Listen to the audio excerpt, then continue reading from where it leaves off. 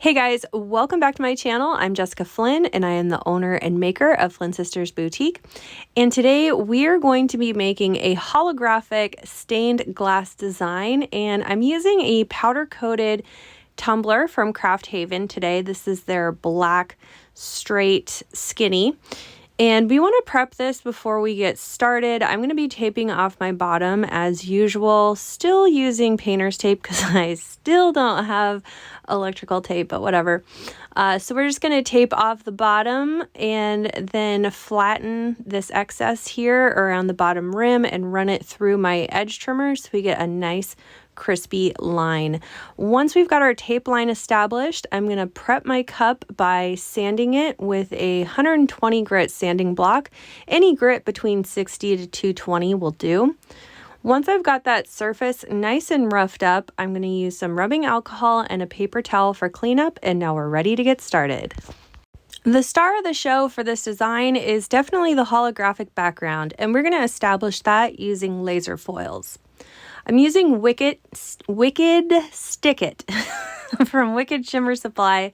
I will link it down below. I've used 3 different foil adhesives, and this one is definitely my favorite.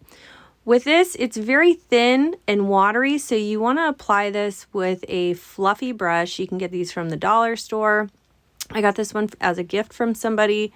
And we want to make sure that we get a nice, thin, consistent coat. No pooling, no drip drops, nothing, just nice, clean strokes, okay? This stuff dries really fast, but I am going to use my heat gun to speed along that process, and we can tell that it's fully dry because it'll be totally clear and glossy. I repeated this process 3 times just to make sure that I had a very clean, consistent coat. That's the thing about these foil adhesives, where if we had any kind of pooling or some spots that didn't fully dry, it's going to mess us up later on, and it's really hard to fix it if we did make a mistake. So if you find any kind of bad areas on your glue, I would even try to maybe remove some of that with acetone and coat again, just because we want this to be completely smooth and consistent all the way around.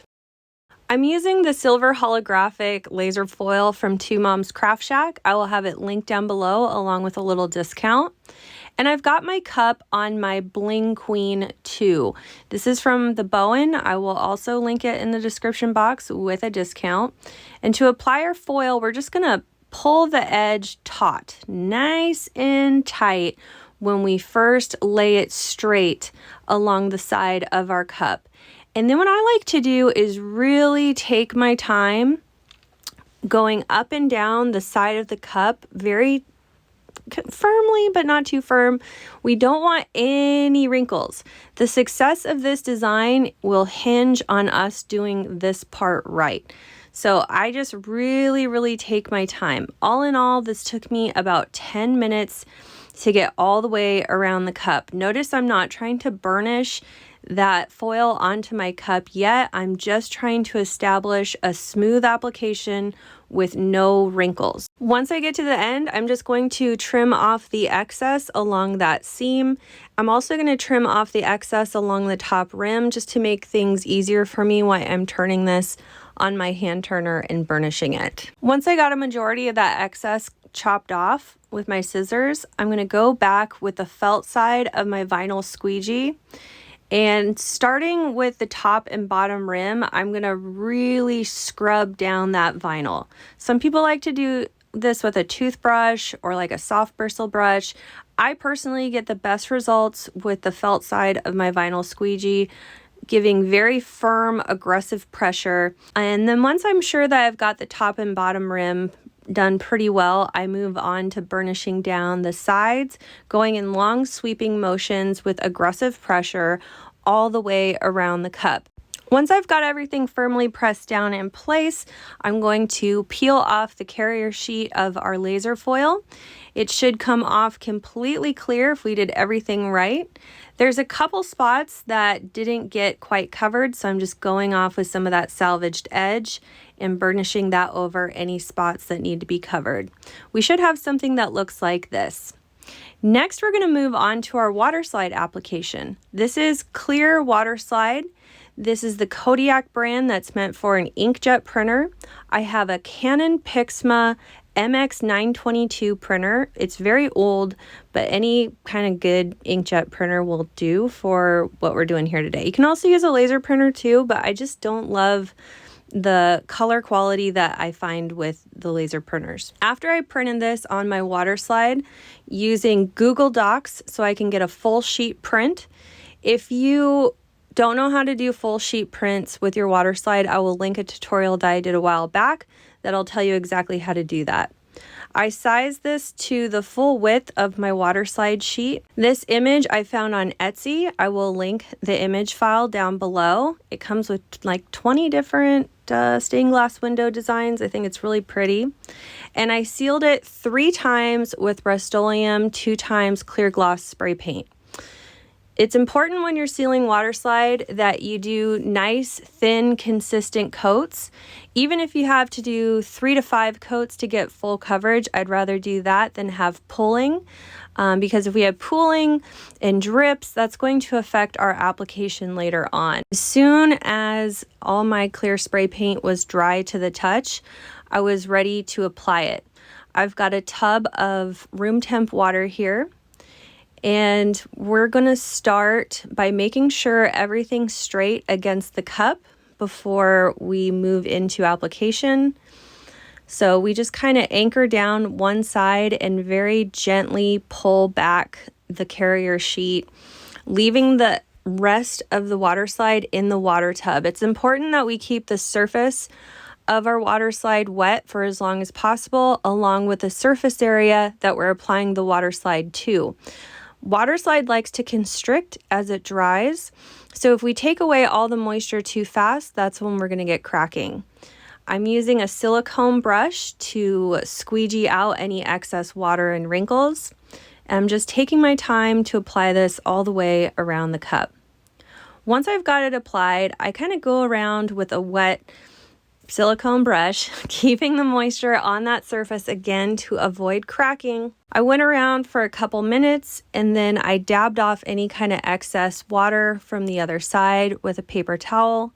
And I let this dry for a solid 30 minutes or so before we moved on to the next step. We should have something that looks like this. Again, I will link this image that I used in the description box. Once that waterslide is fully dry, we're going to move on to our alcohol ink. I'm using alcohol inks to blend the edges of our image into the holographic background along the back side of our cup. Using the same colors that are on the edge of that stained glass window image, I'm going to let that be my guide for the colors that I'm pulling into this back holographic section. So if it's purple along the edge of that window, I'm going to use purple ink in that section, and so on and so forth. Every time we introduce a new color into the previous, we want it to overlap a little bit and blend, and that's how we're going to create that beautiful organic watercolor look. I like to use these melamine sponges or like magic eraser sponges. These ones don't have soap in them. They're the cheapos from Amazon. I will link them in the description box. And I just rip them up to however many different ink colors I plan on using. So each bit of sponge has its own color, so they're not getting muddled and mixed. I'm using a wide range of alcohol inks from Jen's Crafted Gems. I will list all the different colors that I'm using down below in the description box. And if you're having a hard time blending the colors, or it's looking like it's stamped on where there's hard edges, maybe just get a little bit of rubbing alcohol onto your sponge, and that will help blend the colors. You can also lighten them. You can also build onto these colors. So if you don't get the darkness that you're after, just go back over it with some more alcohol ink. Every time I'm picking up some ink, I'm just dropping a couple drops into the sponge. And the thing I like about these magic eraser sponges is it's going to hold onto the color for a little while, so you're not having to constantly pour more alcohol ink into your applicator. I continued this process with all the colors until they were all beautifully blended all the way through the exposed holographic sections. Painting with alcohol ink in this way is a very intuitive process, so it's very hard for me to try and articulate my technique, but I'm really just pouncing on the colors and blending with the rubbing alcohol with a little bit more or a little bit less, depending on the intensity of color and blending that I'm wanting for that particular section. All in all, a project like this will take sometimes up to 30 minutes of me painting and removing color and adding color and building color until I really get the desired look that I'm after. Once I completed covering all of the exposed holographic sections, I'm going to move into the stained glass image itself, and we're going to use some doe foot applicators to intensify the colors in this image. So by pouring just 1 or 2 drops onto the doe foot applicator, we create almost like a little marker for ourselves. And I just go over the colors that are already in the design and intensify them to add dimension. I also want the saturation of color on this image to match the saturation of color that we've just painted on the backside through those holographic sections. You don't have to worry about disintegrating the water slide because we did have that clear coat on there, and that clear coat is going to respond pretty well to the alcohol inks. We just don't want to spray rubbing alcohol on to blend or add a lot of rubbing alcohol in the sponge to blend over our water slide because that could damage it. It's also really important that your water slide was fully dry before you moved on to this step. Once I was done with all my coloring, we're moving on to my favorite step, which is adding the black. So I've got this black alcohol ink, and I put just a couple drops onto my sponge, and I'm going to use that to blend the bottom of the stained glass window image into the bottom of the cup, that because we used a powder coated cup, it's already black. So it's going to look very beautiful. Notice that my bottom of my cup is still taped off. So if you are someone who likes to tape off the bottom of your tumblers, keep that in mind. If you're not taping off the bottom of your tumbler, don't worry about that step. Alcohol ink painting is all about the details, and I'm going to add some really beautiful black details along the edges of the stained glass window to almost make it look like it's smoking into our rainbow watercolored sections. If the black is too intense or again looks stamped on, just put a little rubbing alcohol onto your blending sponge and go over the edges of that black painted part. Oh, there's so much talking in this tutorial. I'm sorry.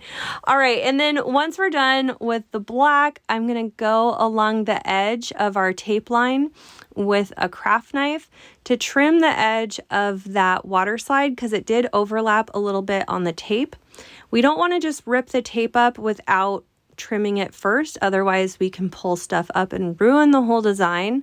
I still ripped up a little bit of that water slide, but luckily it was on the bottom, so I could just cover it up with a little black alcohol ink and my doe foot sponge, and no one will even know. Once we're done with all this work, we're gonna let it dry for a solid 24 hours. We're not going to seal our alcohol inks. I never do.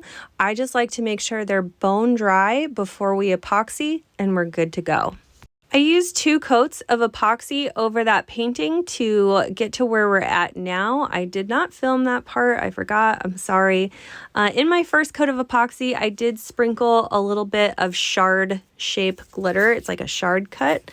I just loved the kind of ethereal look of that shard cut glitter versus like a traditional cut because this is such a whimsical kind of design.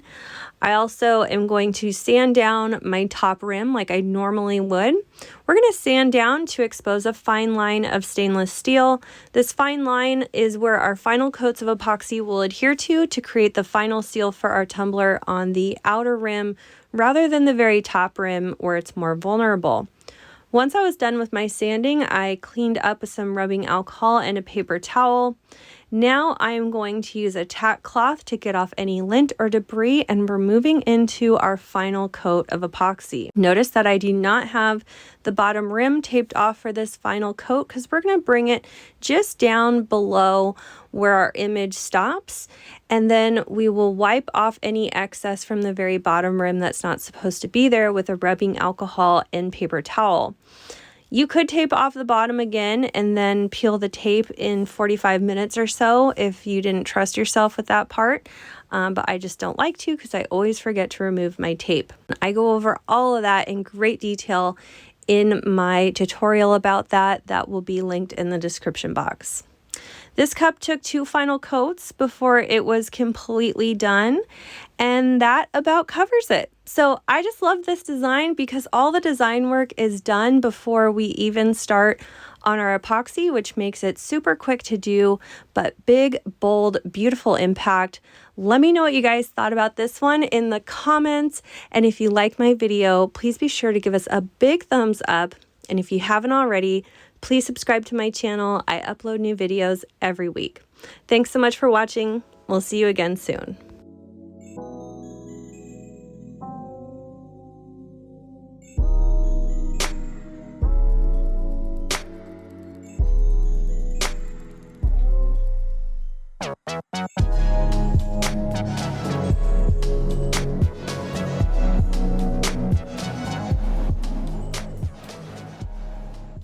And a big thank you to all of our Flynn Sisters exclusive members. Thank you for your pledge. Your support means the world to our channel. If you love this video, you could check out our last video here. Also be sure to find us on Instagram, Facebook, Pinterest, and of course subscribe for all our new videos that come out every Wednesday and Saturday. Thanks so much for watching. See you soon.